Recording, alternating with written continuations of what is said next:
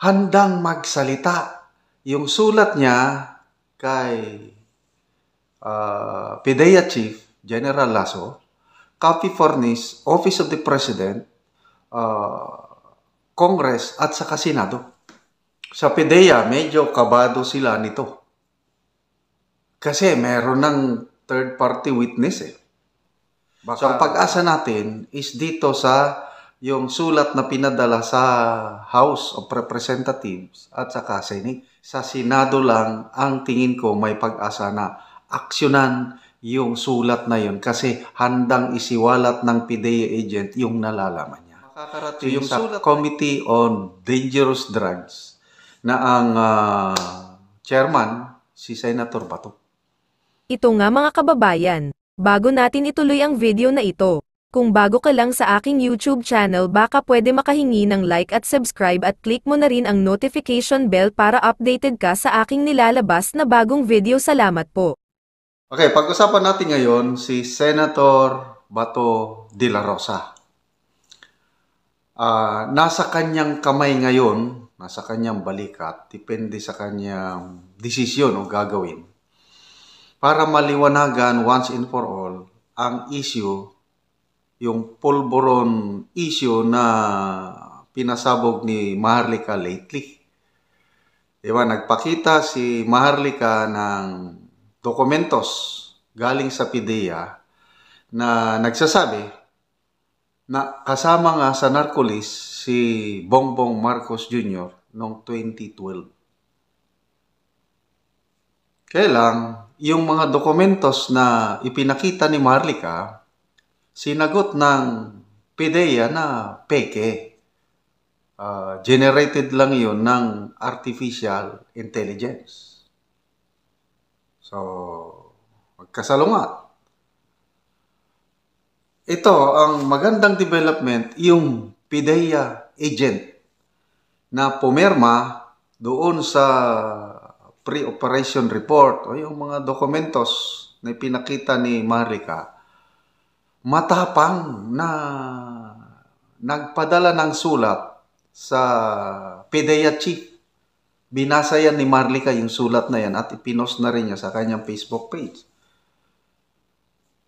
Yung PIDEA agent, nagpapaliwanag siya sa PIDEA chief na kung ano talaga ang nangyari sa mga panahon yun, yung kanyang first-hand experience o information, bakit nagresulta sa dokumento nga pinirma niya na magkakaroon ng surveillance o raid doon sa condo unit sa Makati. Handang magsalita. Yung sulat niya kay PIDEA Chief General Lasso, copy furnished Office of the President, Congress at saka Senado. So, I don't know, sa inyong paningin, ako,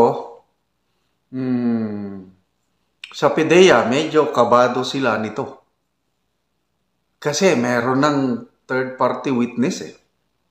Baka lalong mapapatunayan na totoo yung sinasabi ni Maharlika pag aksyonan nila ito. Kaya ang PIDEA, sa tingin ko, na problema ngayon, dito paano nila i-handle itong PIDEA agent na ito. The same thing with the Office of the President, kabado na yan. So ang pag-asa natin is dito sa yung sulat na pinadala sa House of Representatives at saka Senate. Kaya lang, alam naman natin, ang House of Representatives, malaki ang posibilidad, sa tingin ko lang na hindi rin aaksyonan. Sa Senado lang, ang tingin ko may pag-asa na aksyonan yung sulat na yun kasi handang isiwalat ng PIDEA agent yung nalalaman niya. So yung sulat na yun, I'm very sure na makakarating sa Committee on Dangerous Drugs na ang chairman, si Senator Bato. Last year, nung kasagsagan ng mga yung kaso ni Mayo, Police Master Sergeant Mayo, ang daming mga Senate hearings na kinandak ni Senator Bato tungkol sa droga involving ang mga pulis. So ito ngayon, mas malaki ang issue dito kaya ang nasasangkot mismo ang Pangulo ng Pilipinas. So ang tanong,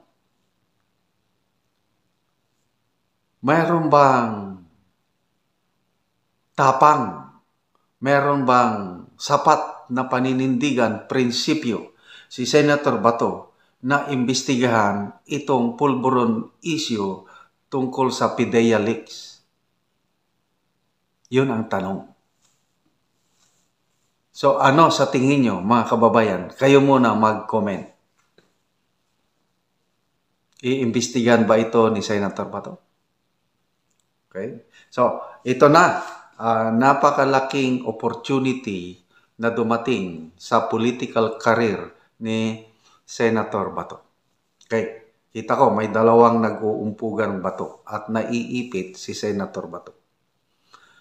Ang mga pro-PBBM congressmen o mga officials, they will do their best to stop itong Senate investigation. Gagawa sila ng paraan para hindi ito matuloy.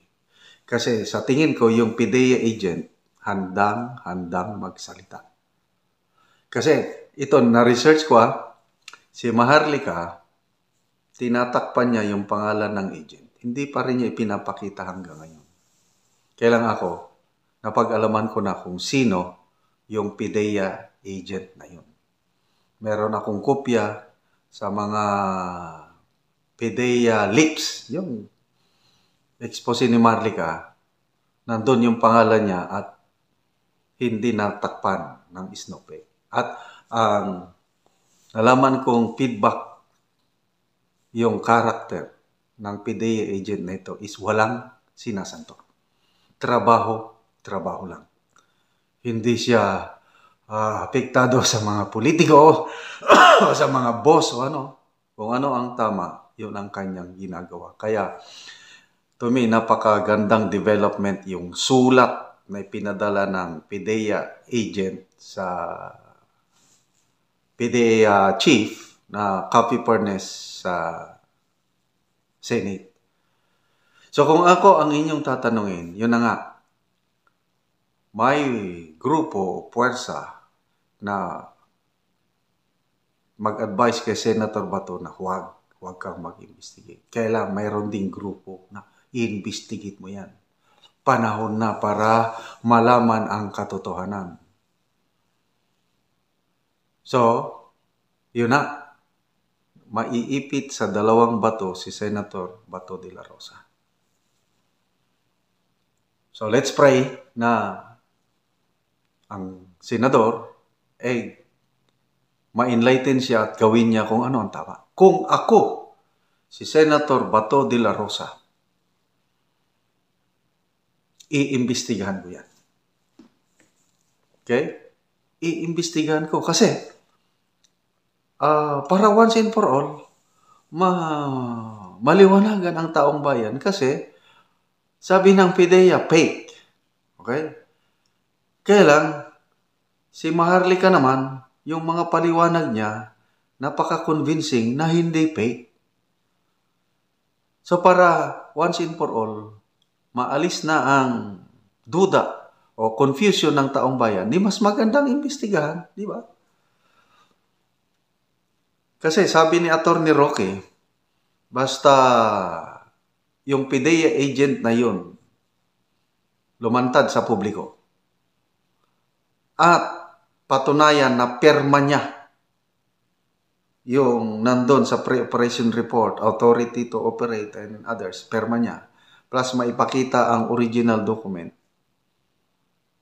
yun na yun patunay na hindi fake yung mga dokumento. Nandyan na yung PIDEA agent. So dapat, karapatan ng taong bayan na malaman ng katotohanan. So, let's pray for Senator Bato na magkaroon siya ng balls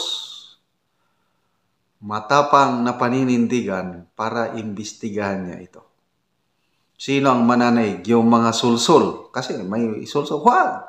Delikado yan. Pag-iinitan ka. Ito namang isang grupo. Sige na. Pagkakataon na natin yan. Imbestigahan mo. So, sino yung grupo na mag-encourage kay Senator Bato na imbestigahan? Hindi ko na lang babanggitin. Basta kayo na ang bahala. Okay? So, very exciting ang mga kaganapan ngayon. Kasi napakalaking issue ito. Simpleng solusyon man lang sana. Yung post ni Attorney Vic na lead by example. Sabi niya, sabi ni Attorney Vic, private citizen lang ako. Kaya ito, nagpa-drug test ako. Negative. Sana sundan ito ng mga namumuno para once and for all, matigil na yung issue sa paggamit ng illegal na droga ay magpa-drug test sila. Nananawagan sa nasangkot sa pulburon issue. Simpleng kahilingan, simpleng solusyon, magpa-drug test. Hanggang ngayon, wala man naman nagpapa-drug test. Kaya ito ngayon, sana magbunga, magresulta ito. Yung sulat ng PDEA agent na ipinadala sa Senado ay imbestigahan ni Senator